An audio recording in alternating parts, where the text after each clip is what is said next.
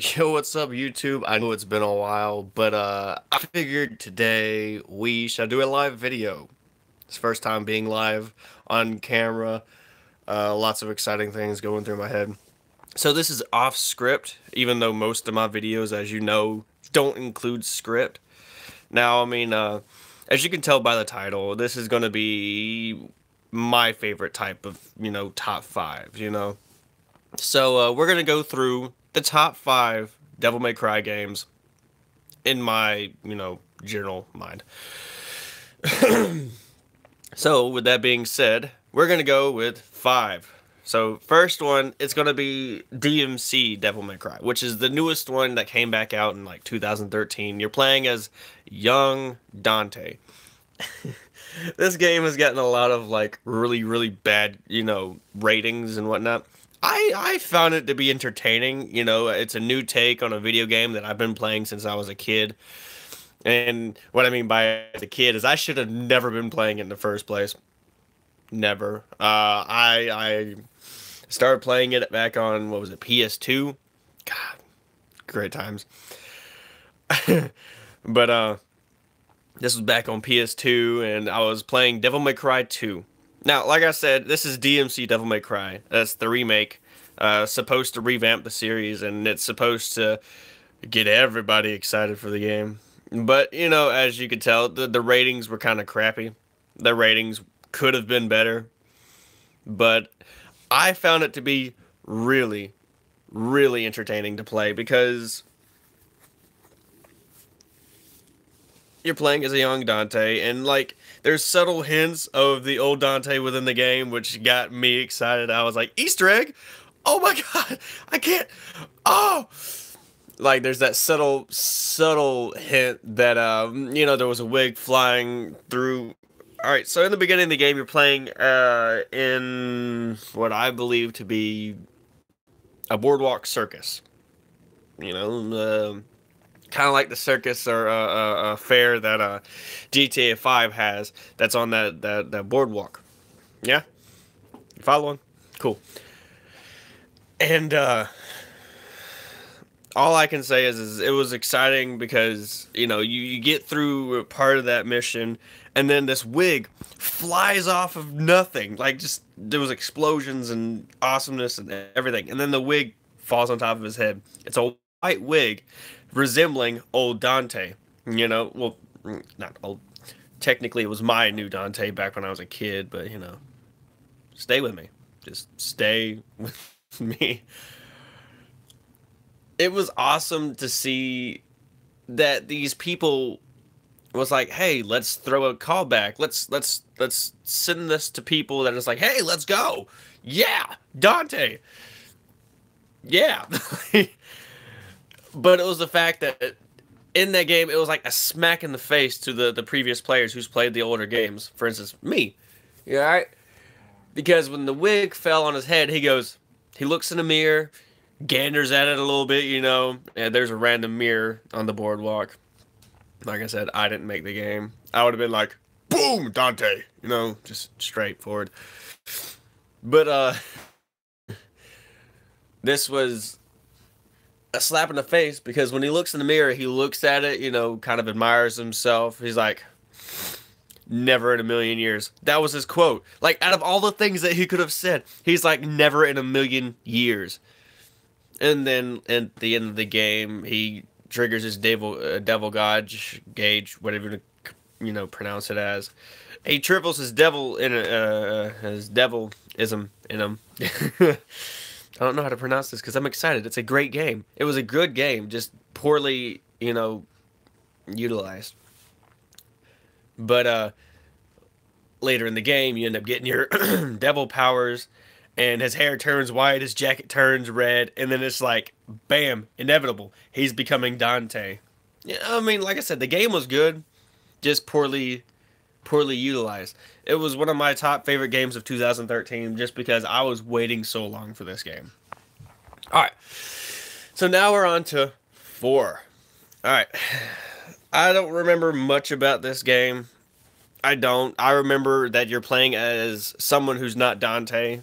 And if you know where I'm going with this, this is Devil May Cry 4, right?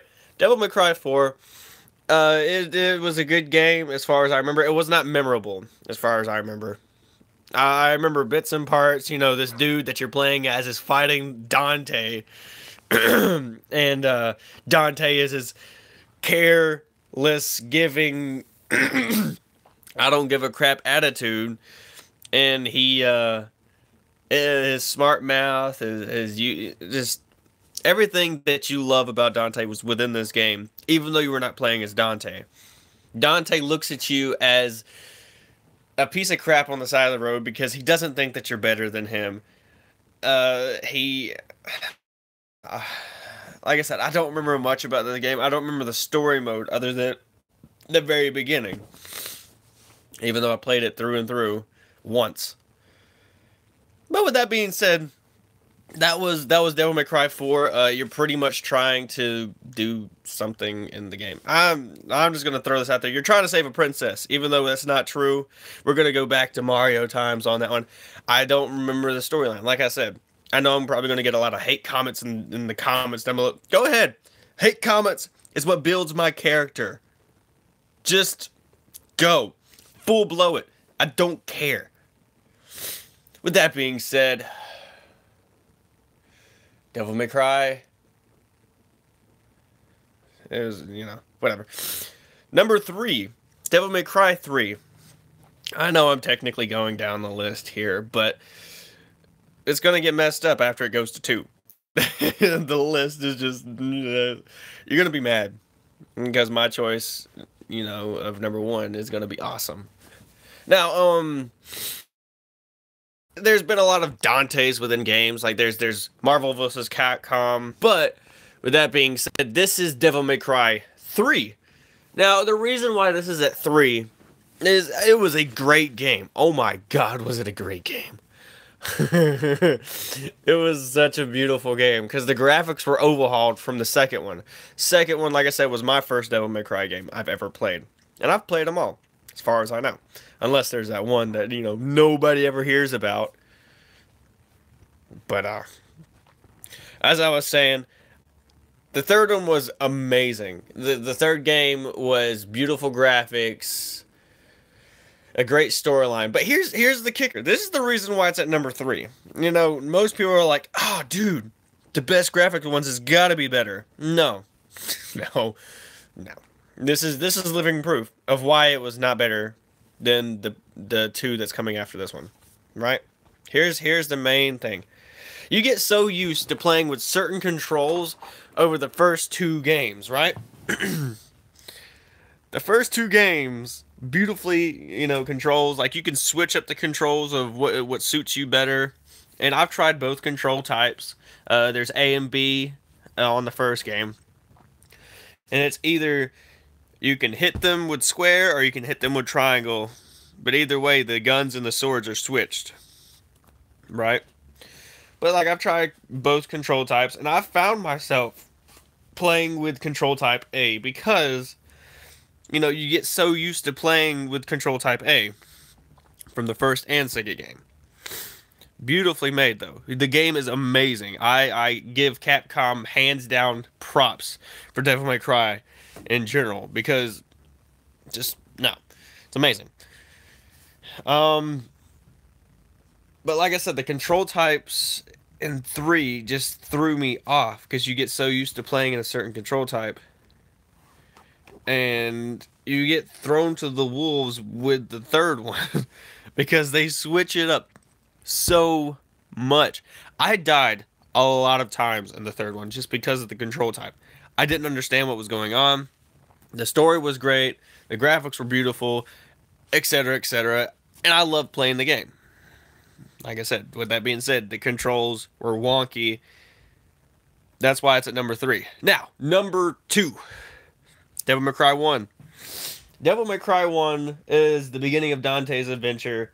They could have gone way back and, done the whole childhood Dante thing. But no, they were like, let's throw him in the middle of a castle. I mean, why not? You get intel from a girl who ends up being Dante's sidekick throughout the whole other games.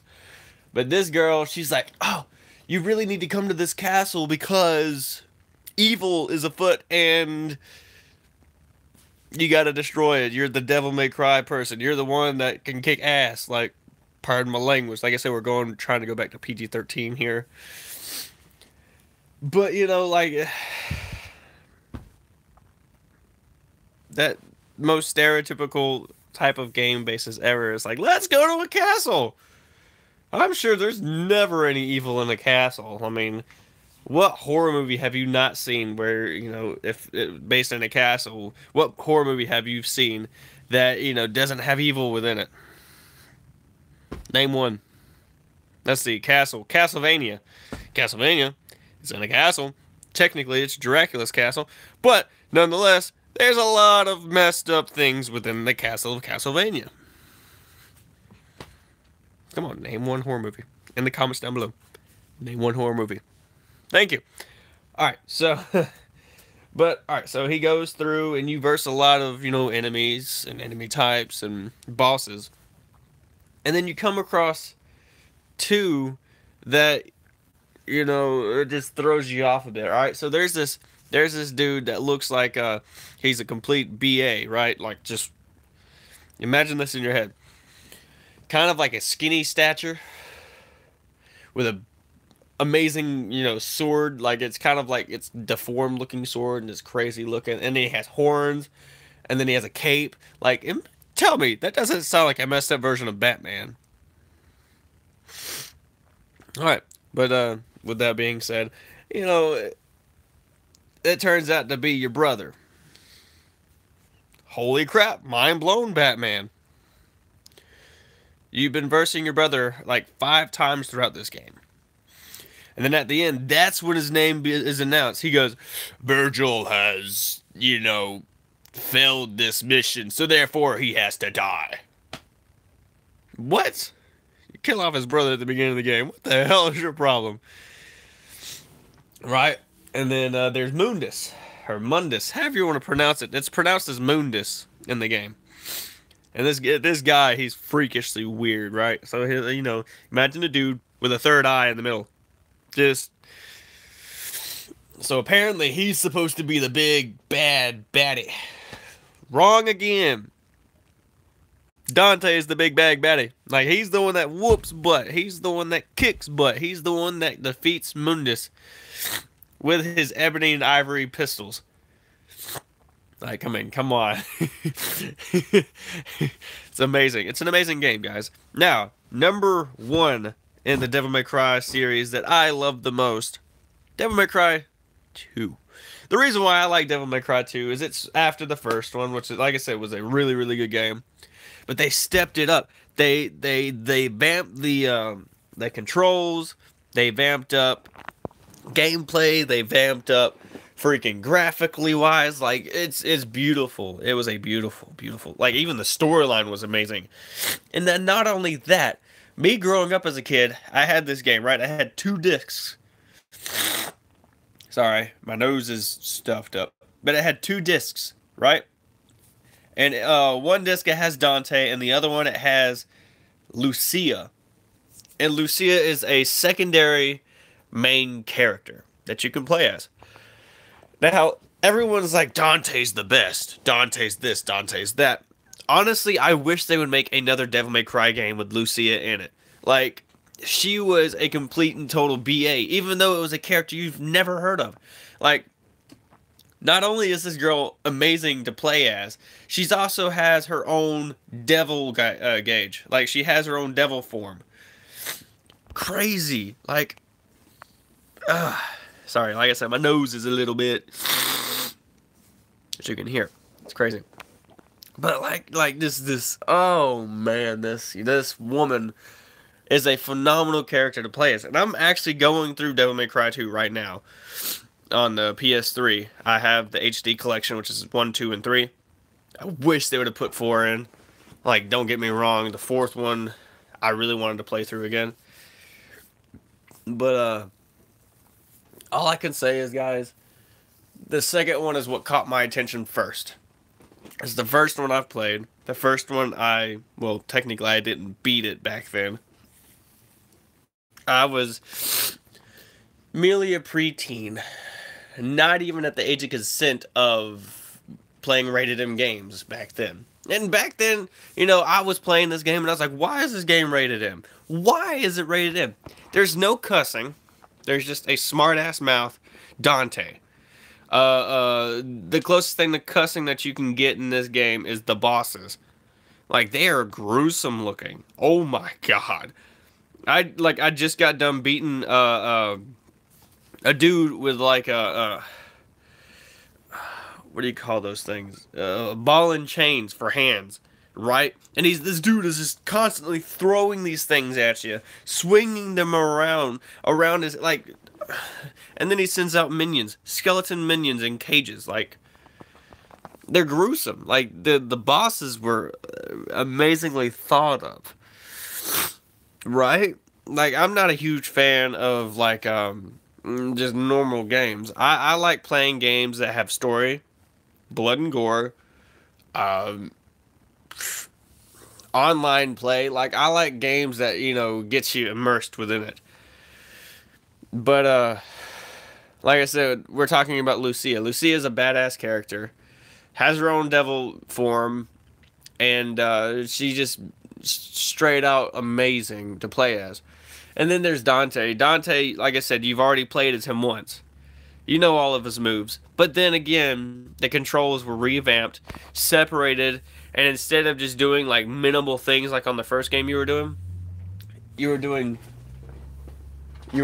backflips, you were doing side flips, you were doing cartwheels, you were doing this, you were doing that. Like, it was that was the best part about the second game, is the whole you could do backflips and stuff like that. Like, I know I look at stupid things in games, I do, but in the first game that was something that was dramatically needed, was evading.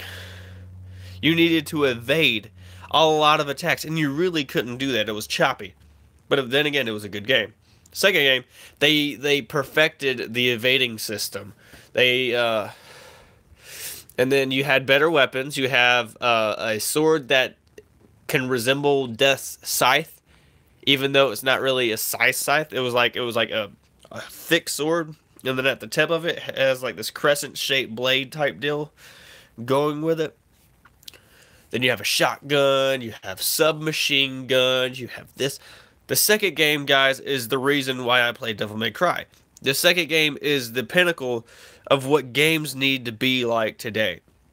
With that being said, guys, this is your amazing informant, Blood Ink, off of Blood Ink Gaming. And I really, really, really hope you enjoy this. I'm sorry I am late on, posting videos. I'm this close to finally getting me another PS4. And then we're going to go back to somewhat daily videos, because I haven't had any idea of what to do. But with that being said, we are going to be doing more videos, newer games, etc., etc. But we are inches away. Like, we are at arm's length of the next PlayStation and the next YouTube video sensation. Like, it's not really a sensation, but I'm just saying. But with that being said, guys, I appreciate what y'all have done for me over the years, and I appreciate with the support and the enthusiasm that y'all give me. But if y'all really want to see more top 5s, leave them down below. And let me know what kind of top 5s you want me to do. Because, like I said, I am lost without my PlayStation. As you can tell, I'm kind of getting, like, psychotic looking. The hair, psychotic. It's a little all over the place because I need to get it cut. I can't. No money. But, like I said, guys, I really appreciate what y'all have done since 2011. Strange how freaking long it's been since I've been on YouTube. I've merely scraped the surface of my potential in this. But I appreciate this, you guys. And like I said, leave a comment down below of what y'all definitely want to see. I will get to that. Like, it might be later on in, this, but I will eventually get to your game that you want to see. Just don't cheat on me with other YouTube channels.